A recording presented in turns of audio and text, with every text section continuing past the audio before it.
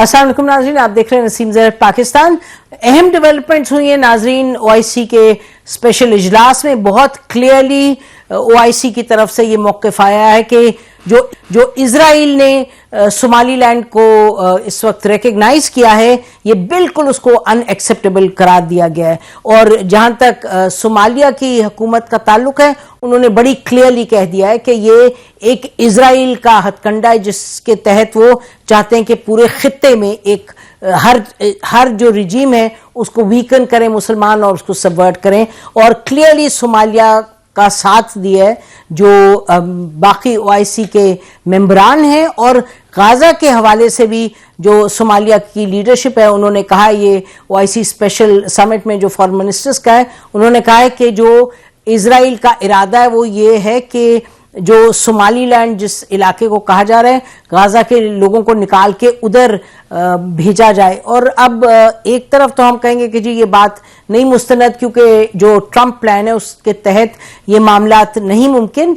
लेकिन जिस तरीके से इजराइल को एक खुली छुट्टी मिली हुई है तकरीबन, और जो ट्रंप प्लान है वो इस वक्त बस प्लान ही है, क्योंकि इजराइल बड़ी बाकायदगी से जो फ़लस्तीन है उनकी जो शहादत है वो वाक़या हो रही है इजराइली अटैक्स के हवाले से, तो बड़ा एक क्लियर कट मौक़िफ़ है। और जो दूसरी अहम बात है नाज़रीन, जिसके बारे में ख़बरें अभी तक आ रही हैं और लगता है ये मुस्तनद खबर है, कि जो मुसलमान ममालिक हैं वो देख रहे हैं कि इजराइल अपने साउथ ईस्ट में, यानी gulf states, Iran, Turkey, Pakistan वगैरह, इस हवाले से वो डीस्टेबलाइजेशन का बड़ा एक क्लियर कट उसके पास एजेंडा है।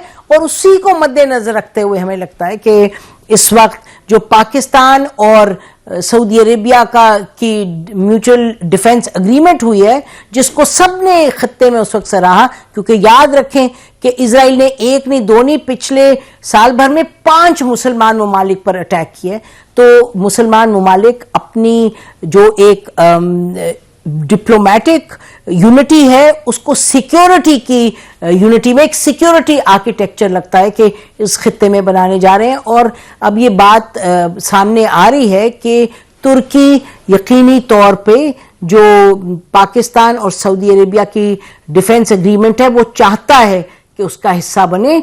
तो we may well see that in the coming days. और दूसरी तरफ आपको मालूम है कि साउथ एशिया में भी अल्हम्दुलिल्लाह पाकिस्तान और बांग्लादेश हैव जो पुराने बड़ी बदकिस्मती से मामला थे, उधर से रिकवरी करके अल्हम्दुलिल्लाह आगे बेहतरी की तरफ जा रहे हैं ताल्लुकात। और बड़ी जल्दी हम देखेंगे कि फर्स्ट डायरेक्ट फ्लाइट ढाका से इंशाल्लाह कराची आएगी आफ्टर डेकेड्स। तो ये अच्छी डेवलपमेंट्स हैं। और पाकिस्तान का जो एक इंटरनेशनल लेवल पर, खित्ते में, रीजनल लेवल पर और बियॉन्ड द रीजन एक उसने अपना मुकाम पाया है, वो अहम है। उसके साथ साथ हम ये हमेशा बात करते हैं कि उस मुकाम की अहमियत अपनी जगह है, बहुत अहम है। पाकिस्तान के अंदर भी हालात जो हैं उसमें बेहतरी लाने की जरूरत है। और हम आपको बता चुके हैं पिछले 2 प्रोग्राम्स में कि हुकूमत और पीटीआई के दरमियान कुछ बातचीत फॉर्मली नहीं लेकिन एक्सप्लोरेटरी जो हुई है वो अहम रही है बातचीत, लेकिन अभी वहां आगे बात नहीं बढ़ी। लेकिन कराची में बदकिस्मती से जो हमने मामला देखे लगा पिछले 24 घंटे में कि अच्छी और मुस्बत पेशरफ्त हुई थी, आज उसमें कुछ पिछले 12 घंटों में काफ़ी एक लोग तज़ब्ज़ुब का शिकार हैं, क्योंकि कशीदगी नजर आई बढ़ती हुई। इस पर हम बात करेंगे। पीटीआई की लीडरशिप होगी और पीपल्स पार्टी की after the break. Stay with अस।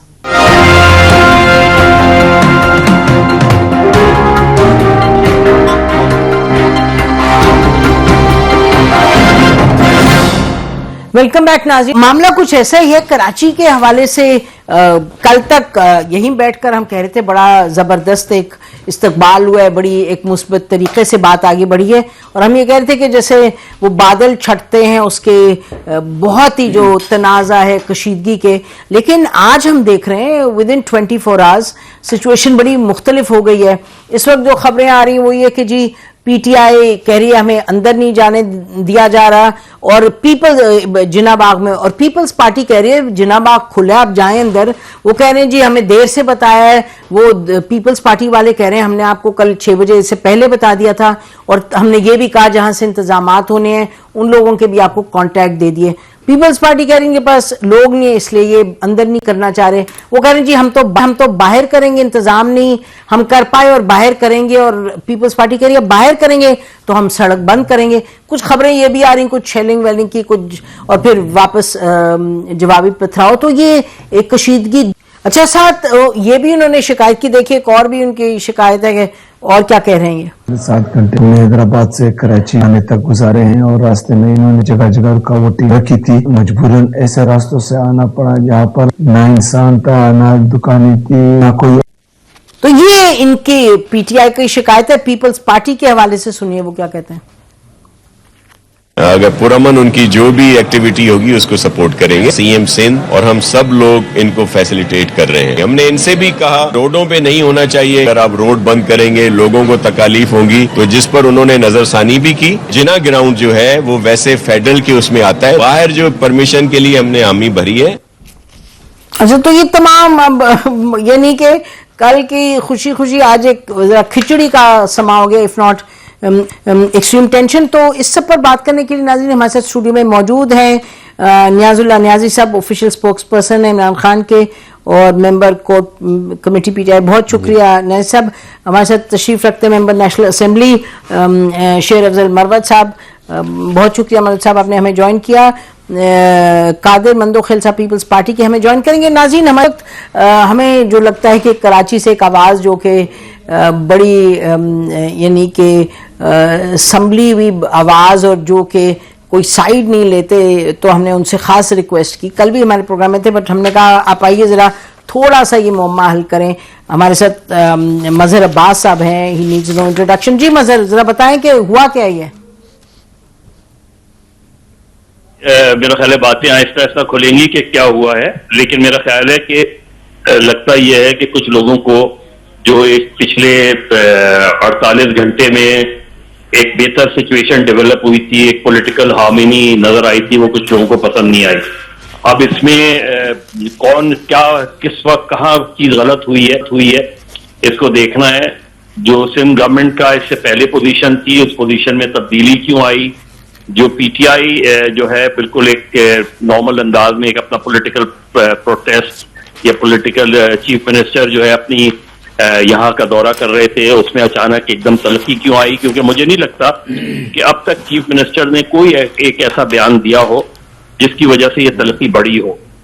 वो एक जनरल स्टेट आप कह सकते हैं उनकी बातचीत वगैरह में, लेकिन उन्होंने सिंध गवर्नमेंट वगैरह के अलबत्ता जो उनके सिंध के सदर हैं अली बादल शेख साहब, उनके कुछ बयानात में तलखी नजर आई। कुछ लोग फिर इसी तरह पीपल्स पार्टी के मिनिस्टर्स के अंदर कुछ जवाब में जो आया उसमें, चाहे वो जुल्फकार शाह साहब हों, लिंजार साहब हों, एकदम ऐसा लगा, अचानक ऐसा लगा कि दोनों तरफ की जो पार्टी की लीडरशिप है वो एक दूसरे के खिलाफ वो जो एक रिवायती इल्जामात हैं वो शुरू हो गए। तो अब इसमें कहाँ गड़बड़ हुई है, क्योंकि बज़ाहिर तो जो एटमॉस्फेयर बन रहा था उससे एक बड़ी अच्छी पॉलिटिकल मैसेजिंग जा रही थी।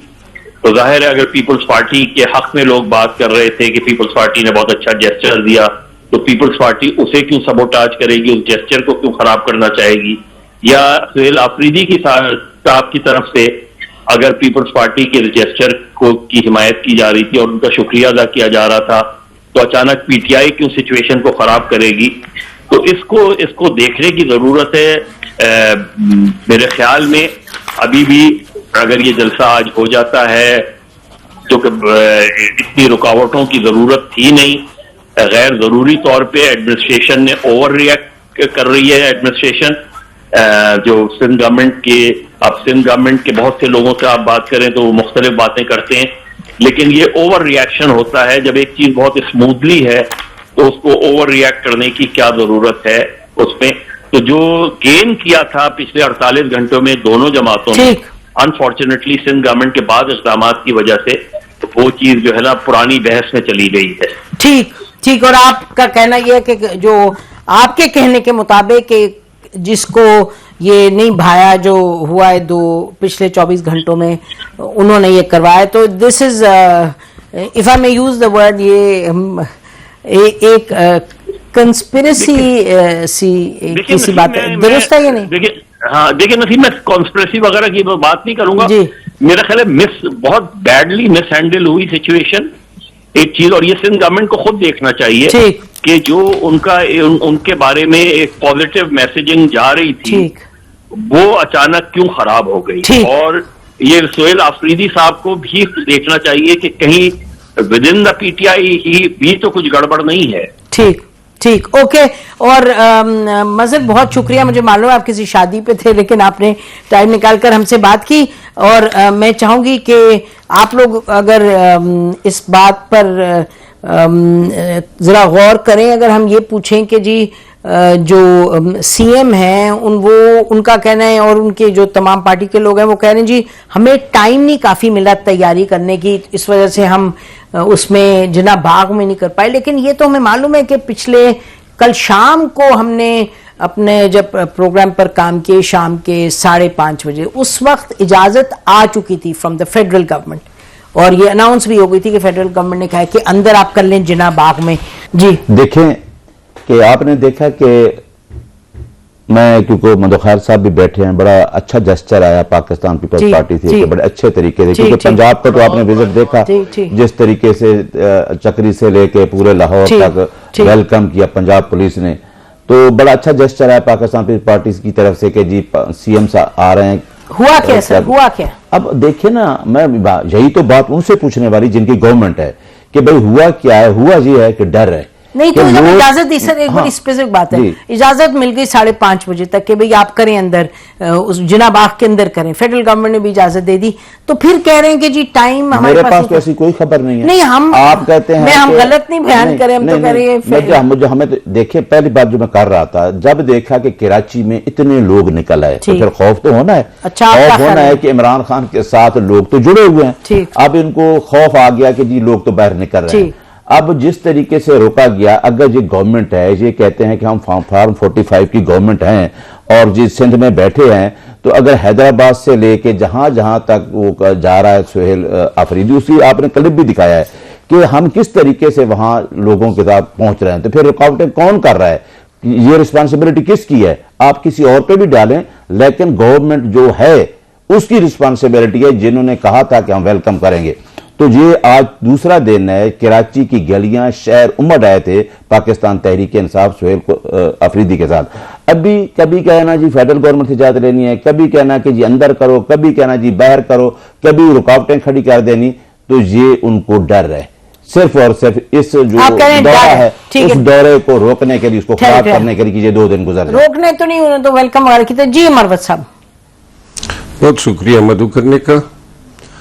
मैं ये समझता हूं कि पाकिस्तान पीपल पार्टी के इस फैसले को पूरे जमहूरियत पसंद सर्कल ने बड़ा सराहा, अच्छा जस्टर दिया, वज़ीर आला साहब का इस्तकबाल किया, फूलों का गुलदस्ता दिया, और हम इस तबक्को में थे कि एक स्मूथली एक एक्टिविटी हो जाएगी, पीटीआई को अपने ताकत का अंदाजा हो जाएगा और कोई भी वाजे हो जाएगा कि पीटीआई का ये गिला भी नहीं है कि जी अब हमें रोका ठोका गया। ठीक, लेकिन अब आज की सूरत हाल देख के मैं ये समझता हूं कि शायद पीटीआई के साथ हाथ हो गया, और हाथ इस तरह हुआ कि ये आज की डेवलपमेंट की बुनियाद पड़ी पहले रोज से बदनीयती वाजे उस वक्त हुई जब चैम्बर ऑफ कॉमर्स में जाना था वो मनसूख किया गया, यानी उन पे प्रेशर डलवाया गया कि आप ये प्रोग्राम न करें।